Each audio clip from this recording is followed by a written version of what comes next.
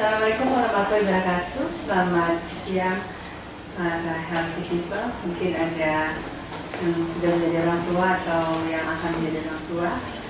Hari ini kami dari Ikatan Dokter Anak Indonesia cabang Jakarta, saya dengan Dr. Ibu ini akan menyampaikan topik mengenai gadget ya. Apakah gadget ini perlu untuk anak?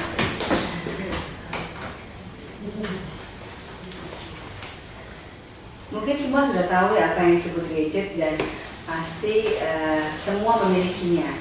Mungkin di rumah bisa 1, 2, bahkan mungkin bisa lebih dari jumlah orangnya. Ya. Nah, sebelum saya menyampaikan lebih lanjut mengenai gadget, saya akan menyampaikan terlebih dahulu mengenai apa sih yang disebut anak ya. Batasan anak itu ada batasan usia. Paling akhir itu sampai usia remaja, jadi sampai usia 18 tahun masih kita sebut anak. Dan dimulai sejak dalam kandungan yaitu pada saat konsepsi. Nah, ini kalau kita lihat gambarnya lebih menjelaskan awal mulanya dia anak itu sejak janin, kemudian usia bayi sampai usia 1 tahun, kemudian kita sebut toddler sekitar 3 tahun, kemudian balita, anak usia sekolah dan remaja sampai usia 18 tahun. Secara garis besar kalau kita lihat anak itu memiliki ciri khas yang spesifik ada 2, yaitu tumbuh dan berkembang. Tumbuh itu kalau kita lihat anak itu semakin besar ya, yang tadinya lahir cuma 3 kilo, nanti pada saat remaja berarti sudah mencapai 60 kilo. Itu yang disebut pertumbuhan ya. Kemudian aspek yang kedua adalah aspek perkembangan. Aspek perkembangan ini adalah kepintaran seorang anak. Mungkin semua sudah tahu kalau pada saat lahir bayi belum bisa apa-apa ya. Nanti 1 tahun dia sudah bisa jalan, kemudian sudah bisa mengucapkan 1-2 kata ya. Nanti usia remaja tadi sudah bisa main gadget ya, itu salah satu perkembangan seorang anak. Nah, untuk mencukupi bagaimana anak itu mencapai tumbuh kembang yang optimal, ada 3 kebutuhan yang harus terpenuhi, yaitu kebutuhan fisis biomedis itu seperti kebutuhan nutrisi, imunisasi ya, kemudian kebutuhan akan kasih sayang dan stimulasi. Beberapa orang tua kalau kita tanyakan kenapa anaknya diberikan gadget, untuk memberikan sarana stimulasi atau rangsangan supaya anaknya pintar ya. Nanti kita lihat sebenarnya apa stimulasi yang baik untuk seorang anak sesuai dengan usianya. Nah, bagaimana dengan gadget ya? Apakah alat ini bisa membantu untuk memberikan stimulasi atau rangsangan pada anak pada usia berapapun ya? Kita lihat lagi sebagai teori. Nah, ini gambar saya ambil, ada yang kartun, ada yang gambar real. Jadi semua masing-masing sejak bayi ya ada yang sudah memaparkan dengan gadget. Yang memaparkan siapa? Pasti orang tua atau orang yang dalam rumah tersebut. Nah, di Amerika Serikat, Asosiasi Dokter Anak dan juga di Kanada menekankan bahwa anak usia 0 sampai 2 tahun tidak boleh terpapar dengan gadget dalam bentuk apapun. Ya.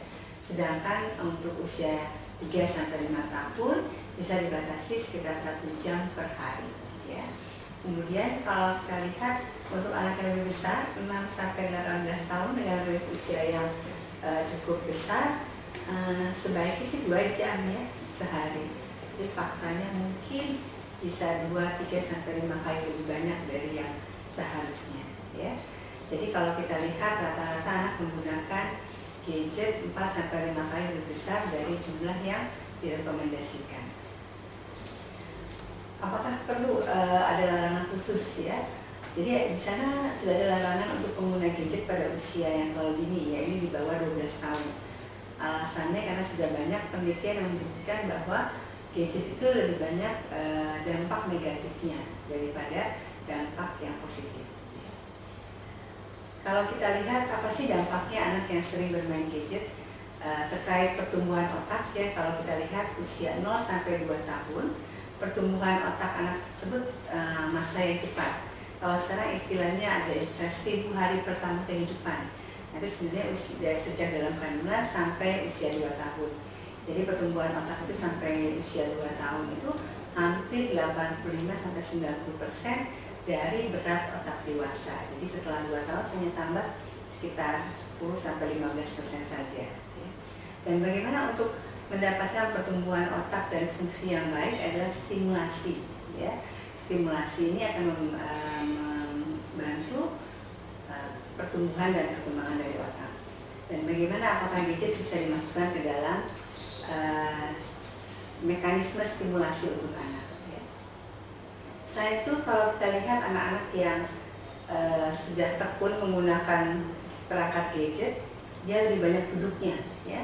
Dan bila duduk lama, di sebelahnya ada beberapa toples, ya, dan bisa menimbulkan obesitas, ya. Obesitas di Indonesia cukup tinggi. Di Jakarta, kemarin kami buat penelitian di sekolah dasar, angka di Jakarta itu jauh lebih tinggi dari angka rata-rata di Indonesia. Hampir sekitar 25% anak sekolah dasar itu obesitas, ya. Jadi anak-anak yang obesitas ini akan mengganggu tumbuh kembangnya. Bagaimana dengan dampak perkembangan? Ya, kalau kita lihat anak yang menggunakan gadget juga kurang bergerak, ya. Nah, ini juga terutama untuk perkembangan motor kasar yang harus banyak bergerak itu juga akan mengalami hambatan. Ya. Kalau kita lihat juga dari aspek lain yaitu prestasi belajar dan kemampuan berbahasa, kadang-kadang anak yang sering menggunakan gadget akan cenderung mengalami hambatan. Dari praktek kesehari-hari, kasus yang datang di klinik tumbuh kembang sebagian besar adalah keterlambatan bahasa. Dan kalau kita lihat, kalau kita tanya kepada orang tuanya, pasti sebagian besar sudah memberikan perangkat gadget ini sejak masa bayi, terutama alasannya pada saat makan. Jadi sekitar 6 bulan itu sudah terpapar dengan gadget. Juga ada yang menyebabkan gangguan tidur, ya, terutama kalau gadget itu masuk ke dalam kamar tidur, ya. Istilahnya menemani sebelum tidur, nah itu bisa menyebabkan gangguan tidur. Jadi ada studi menemukan 75% anak usia 9-10 tahun yang menggunakan gadget di kamar tidurnya akan mengalami gangguan tidur dan juga dampak selanjutnya dalam menurunkan prestasi belajar mereka. Dan juga dampak jangka panjang bisa menyebabkan masalah kejiwaan, ya, terutama yang disebut berlebihan, ya. Jadi salah satu juga adalah istilah disebut cyber adiksi, ya. Itu juga banyak menimbulkan masalah kejiwaan seperti anak cemas, ya, kemudian depresi, ya, atau juga dia menyendiri karena ada beberapa perilaku yang seperti anak autistik, ya, ada gangguan bipolar atau ada gangguan perilaku lainnya yang bisa ditemukan pada mereka.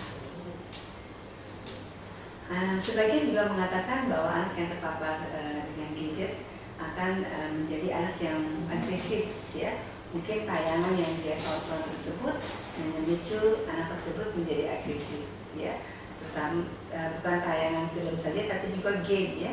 Kadang-kadang sifatnya game, tapi kalau kita lihat game tersebut banyak kegiatan yang sifatnya seperti kekerasan, ya. Itu juga bisa akan menyebabkan anak menjadi agresif. Kemudian terakhir yang paling takutan adalah menjadi adiksi atau kecanduan, ya. Salah satu mahasiswa saya juga sedang meneliti mengenai adiksi, ya, bukan hanya gadget saja tapi cyber secara keseluruhan. Nah itu kalau sudah mengalami masalah atau gangguan dalam kehidupan sehari-hari, kita sebut kecanduan, ya. Dan adiksi ini dia benar-benar tidak bisa hidup tanpa gadgetnya tersebut, ya. Jadi kemana-mana selalu ada di dekatnya. Jadi mungkin nanti diperhatikan anak-anaknya atau bahkan diri kita sendiri, ya. Kita tidak bisa lepas dari perangkat gadget kita.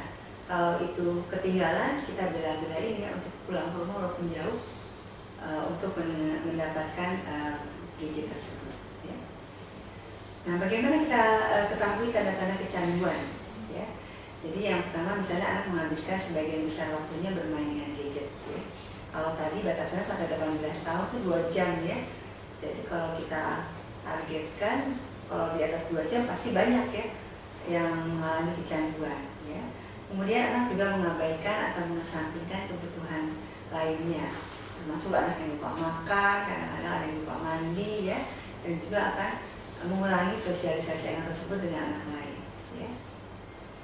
Anak juga mengabaikan teguran-teguran anak orang lain di sekitarnya. Bagaimana rambu-rambunya? Boleh tidak kita memberikan gadget? Ya. Ada beberapa pakar yang mengatakan anak di bawah 5 tahun yang harus diantisipasi adalah harus diawasi, ya, dan durasi pemakaiannya harus disepakati. Kalau anak 3 tahun ke bawah dia belum bisa bersepakat ya, bernegosiasi waktu, tapi di atas 3 tahun kita boleh mulai mengajarkan bahwa dia hanya boleh menggunakan ini misalnya pada hari libur dari jam sekian sampai jam sekian. Jadi ada waktu yang kita sepakati ya. Kemudian menganjurkan juga mereka untuk bermain ya di luar dengan interaksi dengan anak yang lain ya. Kemudian aplikasi yang boleh dibuka dan tidak boleh dibuka ini mungkin harus juga diperhatikan oleh orang tua, terutama pada anak remaja ya. Pada anak remaja itu sebenarnya batasannya yang paling awal adalah remaja awal, disebut 10 tahun itu sudah masuk kategori remaja. Selain itu bahaya radiasi ya juga harus diperhatikan, bahwa ponsel itu juga meningkatkan risiko untuk bahaya radiasi ya. Apalagi pada beberapa anak yang lebih sensitif terhadap radiasi karena otak dan sistem imun yang masih berkembang ya. Sehingga risiko ini juga harus disampaikan pada anaknya supaya mereka juga mengetahui bahwa ada bahaya radiasi dalam penggunaan gadget tersebut. Edukasi ini juga tidak bertahan lama, jadi yang mereka cari biasanya kadang-kadang mereka mengatasnamakan mencari bahan bacaan ya, mencari keterangan terhadap hal-hal tertentu. Nah, ternyata edukasi yang berasal dari gadget itu tidak akan bertahan lama, jadi memorinya mudah hilang ya. Jadi yang sifatnya pendekatan pendidikan dengan menggunakan gadget ini tidak akan berkelanjutan dibandingkan dengan mereka membaca atau melakukan kegiatan tersebut ya. Juga gadget yang terlalu asik ya, seperti gambar ini, mereka dua-duanya asik sendiri-sendiri ya, jadi tidak mau berkomunikasi. Ini sering juga kita temukan dalam satu keluarga duduk di meja makan bersama-sama tapi tidak berkomunikasi ya, masing-masing berkomunikasi dengan alatnya ya. Nah, tahapnya bagaimana nih pengenalan gadget yang baik ya? Yang pertama kalau kita lihat adalah sebaiknya pengenalan itu pada usia 4-5 tahun ya. Jadi siapa yang berperan? Pasti orang tua dan orang dewasa. Jadi jangan sekali-sekali memperkenalkan pada bayi atau balita ya di bawah 3 tahun. Alasannya mereka kalau memberikan rata-rata supaya anak tenang ya, jadi dia bisa melakukan pekerjaan. Boleh atas nama masalah tersebut, tapi jangan menggunakan gadget ya. Jadi di bawah usia 4 tahun jangan, ini saya kasih tanda seru banyak tuh memberikan gadget ya. Kalau 2-4 tahun anak yang memulai berinteraksi dengan perangkat komputer misalnya, itu harus didampingi dengan orang tua. Kadang-kadang tanpa sengaja orang tua membuka perangkat komputer atau gadget itu di sebelah anak ya. Kalau sudah itu terjadi, kita harus memberikan penerangan kepada mereka dan harus ada interaksi ya. Kemudian ini hal ini ditekankan terutama supaya hubungan emosional itu tetap terjaga ya. Kemudian usia 4-7 tahun anak-anak mulai tertarik untuk melakukan eksplorasi sendiri. Dalam usia ini orang tua harus mempertimbangkan dan memberikan batasan-batasan situs mana yang boleh dikunjungi berdasarkan pengamatan orang tua sebelumnya ya. Jadi apa yang dilihat anak sebaiknya orang tua juga ketahui. Usia 7-10 tahun ya, di sini anak mulai mencari informasi. Kadang-kadang anak juga mendapatkan PR ya, atau tugas dari sekolah yang harus dicari katanya melalui internet. Jadi mereka biasanya sibuk ya, mencari membuka internet, kemudian mencari topik-topik yang ditugaskan oleh mereka ya. Dan di sini kalau kita lihat kelompok atau bermain yang sifatnya kelompok dengan usia sebaya menjadi berkurang karena anak-anak terlalu asik dengan tugas masing-masing ya. Untuk usia lebih besar 10-12 tahun, pada usia pra remaja, anak akan membutuhkan lebih banyak pengalaman dan kebebasan. Dan pada usia 12 tahun, anak mulai berpikir mengasah kemampuan dan nalar berpikir mereka untuk membentuk nilai dan norma sendiri ya. Dan ini biasanya tidak cukup hanya melalui internet, harus dengan pembelajaran yang benar dan contoh yang bisa dilihat terutama dari orang di rumah, baik orang tua maupun guru atau orang dewasa lain di sekolahnya. Usia 12-14 tahun juga anak mulai aktif menjalani kehidupan sosial ya. Dan biasanya anak yang menggunakan internet akan tertarik pada online chat ya, dan ini juga harus dibatasi waktunya, dan orang tua harus selalu waspada dan mendampingi apa yang mereka kerjakan ya. Kalau bisa menanyakan orang tuanya, dan anak diminta bercerita apa informasi yang didapat dari hal tersebut, terutama yang terkait masalah seksual ya, karena anak 12-14 tahun memasuki remaja ini banyak mencari informasi yang terkait dengan hal seksual atau kesehatan reproduksi. Usia yang besar di remaja akhir ini adalah masa yang paling menarik dan menantang dalam kehidupan seorang anak remaja dan orang tua. Dan di sini anak sudah lebih matang baik secara fisik, emosi dan secara intelektual. Nah, bagaimana pengaturannya penggunaan gadget ya? Kita harus cemas nggak? Pasti cemas ya. Walaupun di sini ditulis tidak perlu cemas ya. Tapi kalau kita tanya, pasti orang tua selalu dalam sehari pernah menegur anaknya karena terlalu lama menggunakan gadget ya. Yang penting harus terapkan aturan sejak dini, kesepakatan waktu yang digunakan dan konsekuensi apabila kesepakatan tersebut dilanggar ya. Kemudian gadget adalah piranti yang berkaitan dengan perkembangan teknologi ya. Tadinya awalnya sederhana, makin lama semakin canggih ya. Saya juga mungkin belum tahu yang canggih, anak-anak lebih mengerti daripada orang tuanya. Ini sebagai ringkasan, kalau kita lihat di mana-mana termasuk di Jakarta maupun kota besar lainnya, penggunaan gadget saat ini marak dilakukan ya. Yang penting kita sebagai orang tua adalah memperhatikan kapan waktu yang tepat untuk mengenalkan gadget pada anak ya. Tadi kalau teori harusnya di bawah 4 tahun ya. Tapi kalau 2 tahun mau diperkenalkan harus dengan batasan tertentu ya. Dan perlu dipahami juga oleh orang tua bahwa gadget tersebut memiliki dampak negatif ya. Tapi ada juga sisi baiknya bila digunakan dengan benar ya. Dan dalam hal ini peran orang tua sangat penting ya, dalam pengenalan gadget. Bagaimana kalau orang tuanya sibuk? Nah, itu harus dibuat kesepakatan antara anak dengan orang tua bagaimana bahwa orang tua tersebut tetap bisa memonitor apa yang dilakukan oleh anak tersebut ya. Akhir lagi Pak. Tambah terakhir. Nah, ini sebenarnya yang harus dilakukan oleh anak ya, bukan bermain gadget, tapi belajar dengan buku, dengan menggambar, bermain tradisional ya. Kalau kita lihat mungkin tidak terlalu banyak anak yang masih bermain bekel, bermain tali, terus ini yang paling ujung ular tangga ya, ular tangga ya.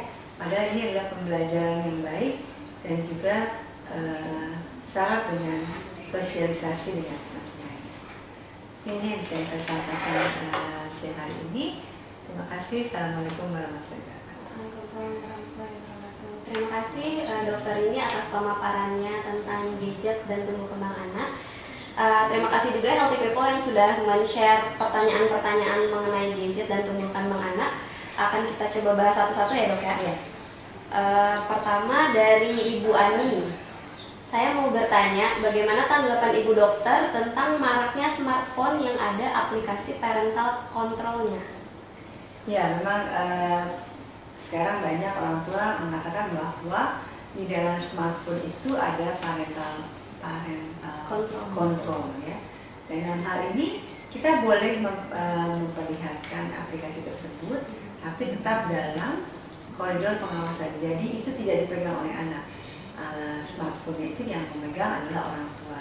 Dan kita menunjukkan aplikasi yang sifatnya edukasi kepada anak, sekaligus memberikan stimulasi ya terhadap hal tersebut ya. Tapi biasanya kalau kita lihat terkait dengan perkembangan anak itu untuk edukasi ke arah perkembangan bicara ya, sosialisasi ke arah perkembangan untuk kerjasama atau berhubungan dengan anak lain itu biasanya di atas 2 tahun. Dan 1 tahun pertama itu sebenarnya perkembangan anak itu lebih ke syarat ke motor kasar, dan itu tidak perlu gadget pasti, tidak perlu smartphone, yang belajar ibunya. Jadi bagaimana anak supaya bisa duduk dengan baik, bisa tengkurap, bisa berdiri ya, itu tidak perlu aplikasi gadget sebenarnya. Tapi begitu memberikan contoh misalnya mengenai warna, mengenai bentuk, itu biasanya di atas 2 tahun itu boleh menggunakan perangkat smartphone ya. Untuk pertanyaan kedua dari Ibu Dita Puspitasari. Selamat siang, mau bertanya, anak saya dari kecil suka main game sehingga sekarang sudah usianya 20 tahun. Bagaimana cara mengatasinya? 20 tahun kalau kita lihat belum sudah lewat masa anak ya, dari 18 tahun. Yang perlu diperhatikan, kalau tadi Ibu di sini mengatakan dari kecil ya, apakah sama yang mungkin 15 tahun deh, di atas usia 5 tahun ya, apakah ada masalahnya, dampak tidak? Baik fisik misalnya tadi, apakah anak obesitas ya atau tidak, bagaimana dengan fungsi dari mata, apakah ada masalah atau tidak. Itu adalah anak usia 2 tahun sudah tahu itu. Kalau ada masalah tersebut, kita bisa lebih mudah melakukan edukasi. Misalnya mata nih, mata setiap tahun dia ternyata bertambah minusnya. Nah, itu kan jadi ramu bahwa ini ada kontribusi penggunaan gadget ya, atau bermain game ya. Nah, itu harus diberitahu kepada mereka. Atau juga dia misalnya karena seringnya main game, dia ada gangguan tidur ya. 20 tahun itu berarti mahasiswa ya. Ini kita bisa lihat indeks prestasinya bagaimana ya. Jadi harus diberikan bukti objektif supaya dia mengerti bahwa game itu ada dampak yang kurang baik pada anak. Begitu ya Ibu Dita untuk jawaban dari dokter ini. Selanjutnya dari Ibu Yustia. Selamat siang dok, ada yang ingin saya tanyakan perihal gadget untuk anak. Anak saya kelas 2 SD sangat senang main iPad. Saat weekdays saya larang main iPad, tetapi saat weekend dia bisa bermain iPad dengan leluasa untuk main games dan YouTube. Kadang-kadang bisa seharian. Apakah itu baik dok? Bagaimana cara mengatasinya? Kalau SD ya sekitar 8 tahun, kalau dikatakan seharian itu pasti tidak baik ya. Jadi sebenarnya perlakuan antara weekdays dan weekend itu tidak boleh terlalu jauh gapnya ya. Jadi yang satu sama sekali enggak, kemudian pada saat weekend dia bisa sampai 10 sampai 12 jam atau bahkan lebih dari itu, nah itu yang tidak boleh. Jadi menguranginya mungkin dalam weekdays dia boleh diberikan waktu sekitar 1 jam weekdays ya, hari sekolah maksud saya, dalam rangka misalnya dia mencari tugas ya atau hal lain yang dia cari. Dan dalam waktu weekend kita tetap juga berikan rambu dalam hal waktu ya. Kalau dokter mata mengatakan paparan sinar itu dari gadget atau dari komputer itu harusnya hanya sekitar 20 menit ya pertama, kemudian dia matanya harus istirahat dulu beberapa saat baru kembali ya. Nah itu juga berlaku untuk bermain gadget. Jadi dia boleh main, ada break untuk beberapa saat, kemudian lanjutkan juga dia untuk bermain dengan orang lain ya. sehingga mengurangi waktu dia sendiri untuk bermain gadget. Setelah itu baru boleh dilanjutkan lagi. Nah, untuk usia 8 tahun bisa kita buat negosiasi ya, buat kesepakatan. Jadi kalau dia dilanggar, mungkin ada konsekuensi yang bisa diberikan. Begitu Ibu Yustia. Selanjutnya dengan Ibu Kristi. Selamat siang dok, anak saya sekarang sudah beranjak remaja dan sepertinya dipengaruhi dengan media sosial seperti Instagram, Twitter, dan lain-lain. Kadang sedang lagi makan pun dia lebih fokus ke gadgetnya daripada makanannya. Dan kalau lagi saya panggil sampai tidak nyaut karena terlalu fokus dengan gadgetnya. Itu bagaimana ya dok? Tadi umur berapa ya? Remaja. Remaja ya. Remaja apalagi dia sedang mencari jati diri ya. Lagi kalau kita lihat pasti lagi cuek-cueknya. Yang penting harus diperhatikan orang tua bagaimana, harus introspeksi diri dulu orang tua. Apakah orang tua juga melakukan hal yang sama? Di meja makan dia masih pegang HP, masih buka ya perangkat gadgetnya. Juga bagaimana orang tua, apakah kalau ditanya dia menjawabnya sambil pegang gadget ya? Itu akan menjadi contoh dari anak tersebut ya.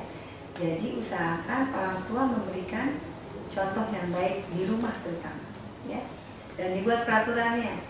Misalnya di meja makan tidak boleh pegang gadget, dan misalnya kemudian waktu tidur, jam tidur, perangkat tersebut harus ditaruh di luar kamar ya.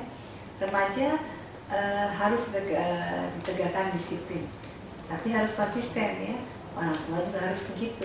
Jangan sampai kita menyuruh anak seperti itu, orang tua bisa sesuka hati ya. Jadi walaupun remaja, orang tua tetap harus memberikan contoh ya, supaya mereka tahu juga orang tuanya peduli dengan mereka. Jadi sama kondisinya ya, tidak menggunakan gadget terus-menerus. Terima kasih dok. Untuk Ibu Kristi, begitu pemaparan dokter ini. Selanjutnya Ibu Dita lagi nih dok. Salahkah ortu yang memfasilitasi anak untuk main game di kamar? Ya, main game udah ada salahnya di kamar, lebih lagi ya. Jadi kalau anak yang bermain game itu sebaiknya orang tua melihat. Dia tidak bisa pasti melihat langsung, tapi paling nggak ada di dalam jangkauan penglihatan kita bahwa anak tersebut membuka gadget atau gamenya ya. Dan juga tadi posisi pada saat penggunaan gadget juga harus diperhatikan. Jadi seperti mengajarkan anak baca ya.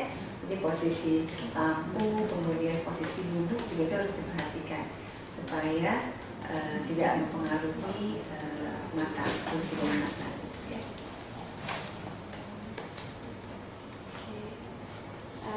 Selanjutnya untuk Ibu Yustia. Lalu apakah benar dengan bermain games di gadget sebenarnya bisa melatih kecerdasan otak anak? Untuk melatih kecerdasan dengan ini main game ya? Main game, ya secara tidak langsung dia sebagai sarana untuk mengasah keterampilan. Tapi kadang-kadang penggunaan gadget tersebut karena yang bergerak hanya tangan ya, olahraga tangan, ejekan tangan, jari jemari ya. Akhirnya kalau dia melakukan sesuatu yang memerlukan fungsi jari jemari lebih kuat, dia akan terhambat nih, karena tidak terlatih fungsi dari jari jemari.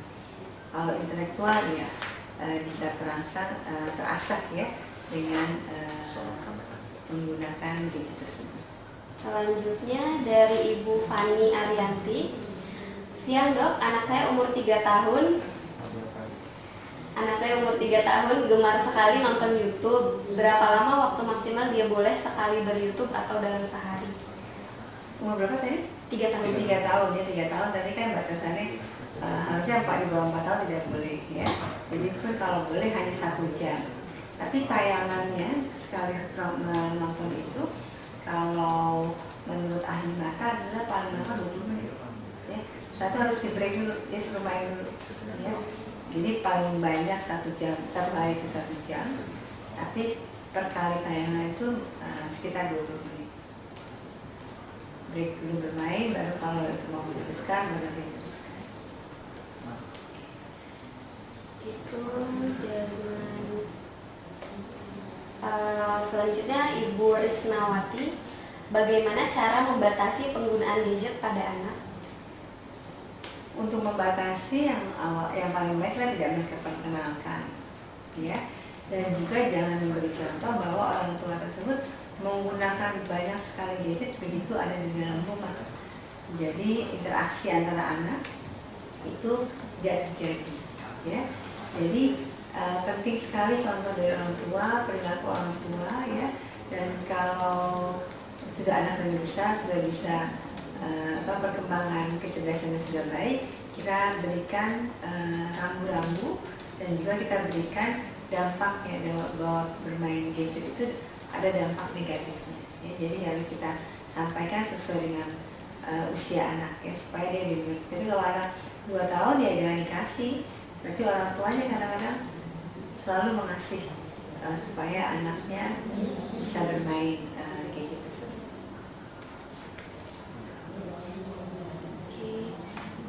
Lalu dari Bapak Fikri, akhirnya ada bapak-bapak juga yang bergabung. Kalau anak-anak benar-benar sudah edik, bagaimana solusinya? Kalau edik tadi ada adiksi gadget itu memang harus benar-benar di stop, ya. Jadi harus benar-benar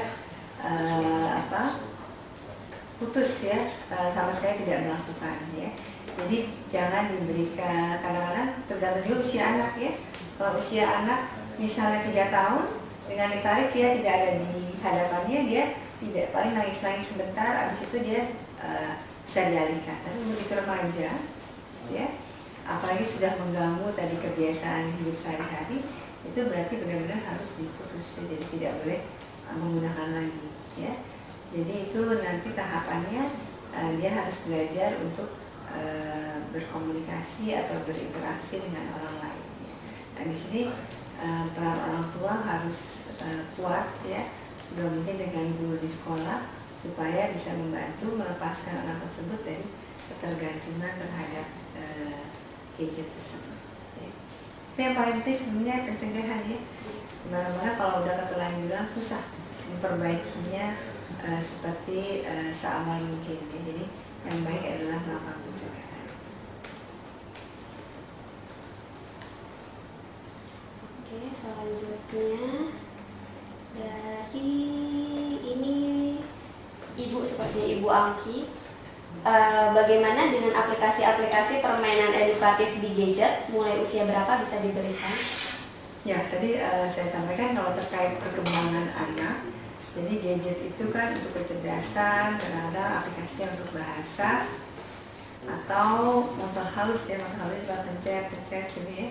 Jadi itu sebaiknya diberikan di atas usia 2 tahun, ya.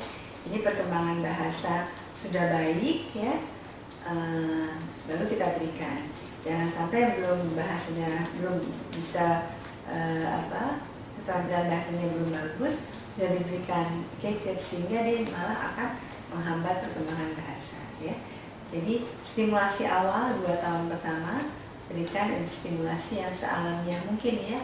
Jadi harus interaksi menggunakan sarana misalnya buku, kaset bukan, tapi kasetnya lagu aja, nggak ada gambarnya. Itu yang terstimulasi hanya untuk pendengaran. Jadi dia tidak berfokus pada benda yang dia lihat, ya, atau gambar yang dia lihat. Berarti kalau kaset lagunya aja gitu, ya? Ya, kaset lagu saja itu lebih baik, ya, daripada CD yang ada gambarnya. Lalu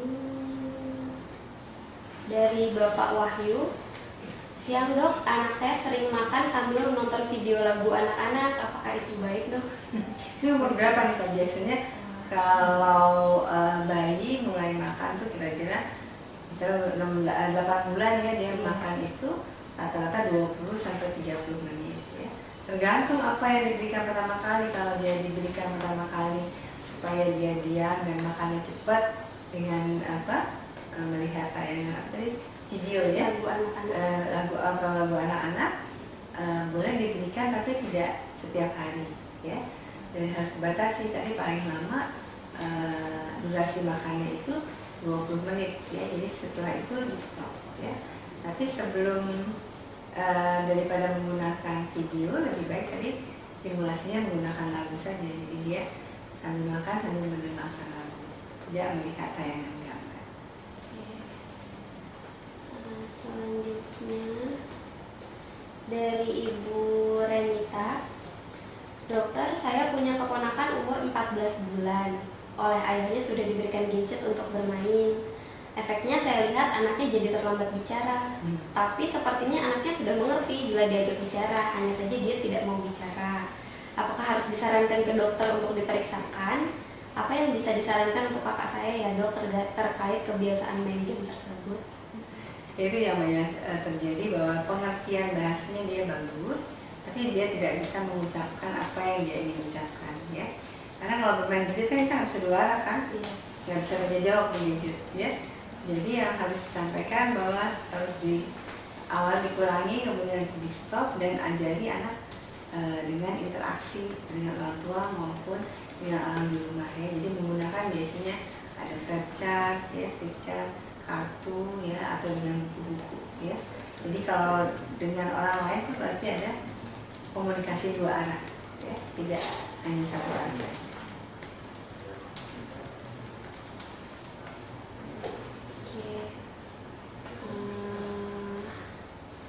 Selanjutnya Ibu Risnawati, bagaimana cara membatasi penggunaan gadget pada anak karena gara-gara gadget anak-anak sering rebutan hingga nangis? Terima kasih.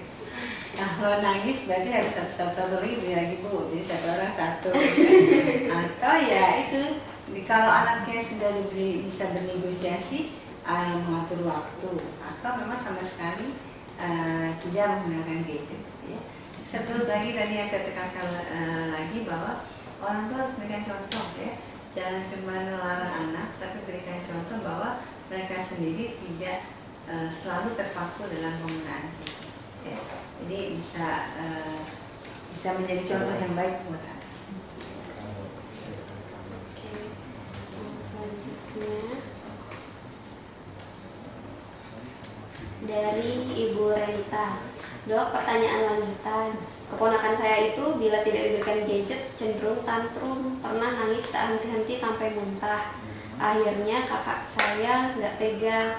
Memangnya berapa lama sih dok efek adik tersebut bisa hilang tanpa perlu dibawa ke dokter tumbuh kembang ya? Apakah cukup dengan diterapkan sendiri? Sebagai informasi, kakak saya dan suaminya bekerja, jadi waktu dengan anaknya sangat kurang. Jadi anaknya lupa berapa ya umurnya ya? 3 tahun ya, 3 tahun.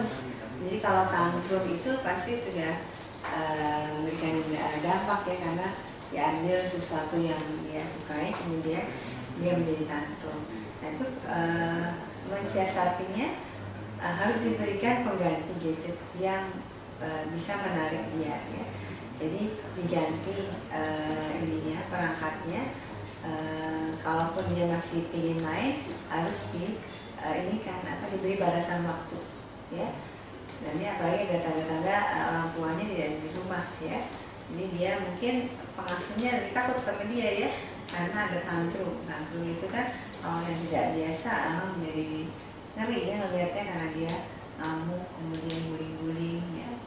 Jadi biasanya lama-kelamaan kalau kita konsisten, misalnya hanya memberikan 1 jam saja gitu, kemudian dia tantrum, kita diamkan saja, malah dia bisa belajar bahwa hal ini pun tidak menyebabkan dia mendapatkan kembali apa yang dia ingin. Oh, tadi informasi keponakan saya 14 bulan. 14 bulan. 14 bulan biasanya belum bisa tantrum ya.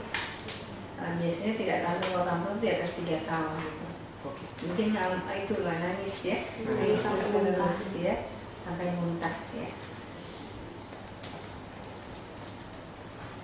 Harus dicoba mungkin pada saat waktu makan atau waktunya main, memang benar-benar nggak ada gadget di situ. Termasuk orang tuanya juga tidak memegang. Ya. Kita lihat responnya seperti apa. Kalau ini sebenarnya udah ada penelitiannya belum sih dok tentang efek buruknya gadget itu, dia bisa nurunin IQ kah atau gimana, atau perkembangan otak secara fisiknya apakah dia jadi tidak berkembang atau gimana?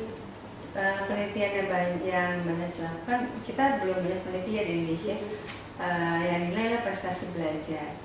Jadi mungkin prestasi belajar kan, kalau psikolog mengatakan IQ itu tidak tetap ya, tidak stabil. Biasanya kadang-kadang nanti diperiksa lagi dia jadi turun atau naik ya.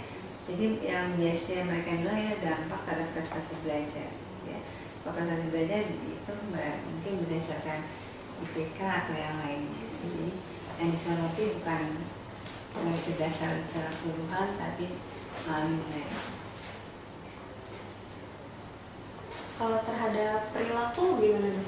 Itu perilaku tadi ada agresif ya, atau anaknya ansietas, cemas, ya, depresi, itu merupakan gangguan perilaku. Ya. Termasuk tadi pertanyaan tantrum itu kan jadinya perilaku ya, anak normal kan nggak ada tantrum. Walaupun ada tantrumnya yang minimal, gitu ya. Tapi kalau sudah dikatakan tantrum yang gejala yang hebat, yang heboh, nah itu harus hati-hati. Selanjutnya dok, ada dari Bapak Wahyu. Dokter mohon izin tanya lagi. Anak dari kawan saya sudah bisa mengoperasikan iPad mulai umur 2 tahun. Kadang tanpa diajari dia bisa memainkan game sendiri. Apakah artinya itu dia berpotensi IQ-nya tinggi? Belum tentu ya. Belum tentu juga bahwa bermain game bisa bermain game sendiri pada usia 2 tahun bisa meningkatkan tingkat kecerdasan. Karena dia bisa juga tadi melihat ya. Kemudian kalau iPad atau gadget itu kan dengan sentuh aja dia bisa langsung memulai ya. Jadi beberapa anak juga saya lihat bisa menggunakan langsung tanpa diajari ya. Tapi itu tidak mencerminkan seberapa tinggi nilai kecerdasan. Kalau enggak mungkin saran ya, rekomendasi bahwa orang tua harus hati-hati pada mengenalkan gadget ya, karena kalau tadi sudah terpapar sekali pada anak, dia akan terus-menerus meminta hal tersebut ya. Jadi sebaiknya di bawah 2 tahun dengan alasan apapun tidak memberikan gadget ya. Jadi tadi ada alasan makan supaya dia hidup diam ya, bisa pakai perangkat yang lain ya. Jadi setelah 2 tahun boleh kita perkenalkan sedikit demi sedikit. Dan satu lagi, hati-hati juga perilaku kita orang tua. Jangan sampai kita sendiri tidak langsung mengajarkan perilaku yang tidak baik dalam penggunaan gadget ya. Dibuat aturan untuk anak yang lebih besar supaya rambu-rambu itu tetap dipatuhi. Nah, dengan perilaku yang terus-menerus dilakukan seperti itu, mudah-mudahan anak memiliki perilaku yang baik nantinya pada saat remaja atau dewasa muda tadi dalam penggunaan gadget. Ya, jadi istilahnya gadget itu bukan segalanya, ya, tanpa dia kita tidak bisa hidup. Ya, itu yang bisa saya sampaikan. Terima kasih dokter ini atas sharingnya yang sangat bermanfaat di siang hari ini. Kedepannya mungkin kita akan membahas tema-tema yang lain lagi gitu ya, untuk sesuai dengan tumbuh kembang anak dan kesehatan anak pada umumnya gitu. Terima kasih juga untuk Healthy People yang telah berpartisipasi dalam webinar ini. Semoga apa yang kita perbincangkan di sini ada nilai manfaatnya dan dapat berguna bagi kita semua. Ya, mohon maaf apabila ada gangguan sedikit terhadap videonya. Insya Allah suaranya sih bisa nyampe ya. Terima kasih banyak untuk semuanya. Assalamualaikum warahmatullahi wabarakatuh.